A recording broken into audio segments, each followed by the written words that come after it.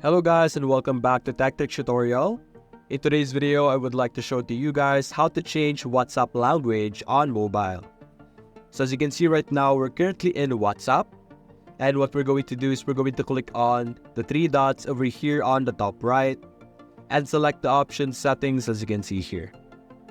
Over here, you will be able to see this option app language as you can see here. And we will be able to modify this into any language that we want. Of course, as long as it's part of the options available in WhatsApp as you can see here.